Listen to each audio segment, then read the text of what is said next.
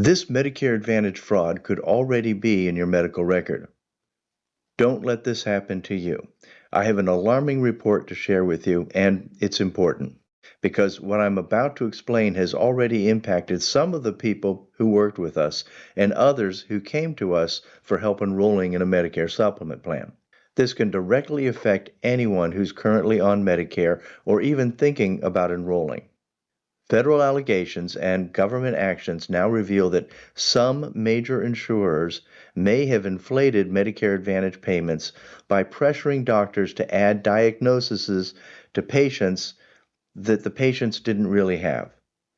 Now, this was reported by Reuters and multiple healthcare industry publications. And today's video is not about your quality of care. It's about fraudulent practices that can quietly damage your medical record and limit your insurance options later on. So let's break this down. What happened? There has been a record settlement with Kaiser Permanente. 5 Kaiser Permanente affiliates in California and Colorado have agreed to pay $556 million to the U.S. Department of Justice. The allegations were brought under the False Claims Act. Prosecutors say that Kaiser pressured physicians to add false diagnoses, sometimes completely unrelated to any patient visit, so that Medicare would pay Kaiser more under the risk-adjusted Medicare Advantage payments. So what does that mean? What is risk adjustment? Well, Medicare pays an insurance company a monthly amount for every person on a Medicare Advantage plan. If that person is coded as having a more serious or more active health history, then Medicare increases the monthly payment. Sicker patients cost more, so insurers are paid more. That's how the system is designed. So what were the allegations? According to prosecutors, the allegations included doctors being asked after a visit to add conditions that were never treated.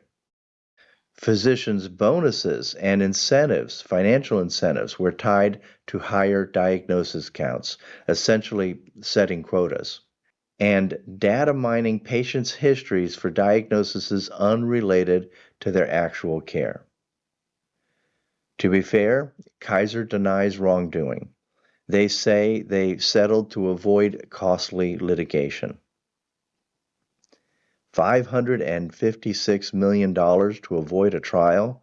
That's $500 million. That raises some serious questions. And it's not just Kaiser. This case is part of a much larger pattern. United Health Group is currently under civil and criminal investigation over how diagnoses are recorded to increase Medicare Advantage payments. Federal investigators have reportedly questioned former United Healthcare physicians about some of the practices that they do. And in 2023, the U.S. settled a case with Cigna for submitting false or unsupported diagnosis codes, including codes based on brief in-home assessments with no medical backing. $37 million. Compared to Kaiser, that's small. And there's a reason these cases rarely go to trial. So why this matters to you? Under Medicare Advantage, also called Part C, insurance companies receive a fixed monthly payment from CMS, Centers for Medicare and Medicaid Services. Those payments increase if you're coded as being sicker, and this is called the risk adjustment. When unsupported diagnoses are added, insurers get paid more even if you've never had those conditions.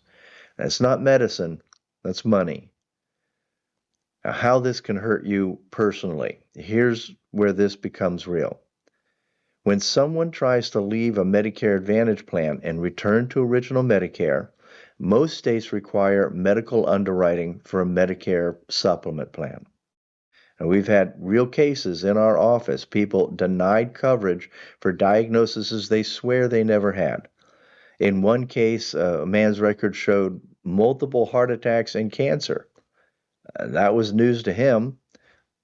He was on no medications. No treatment history showed anything like that. In other cases, the client was listed as taking medications typically reserved for terminal illness. Again, a complete surprise. Now imagine that conversation with your doctor. So why records matter? Medigap insurers rely on your medical history when they underwrite you. If your record shows conditions you never had, those diagnoses can follow you. They may appear in an insurance database. They can trigger denials or higher premiums. And once they're there, they are not easy to remove. So what can you do? First, have a conversation with your doctor. Periodically request your medical records, especially the problem list and diagnosis codes. If you see something that you don't recognize, ask questions, request corrections. You have the right under federal health privacy laws. Check your record with the MIB. If your Medicare supplement application is denied, check your report with the MIB group. The MIB maintains a database that insurers will use when underwriting policies. Now, this is often where bad diagnosis is spread.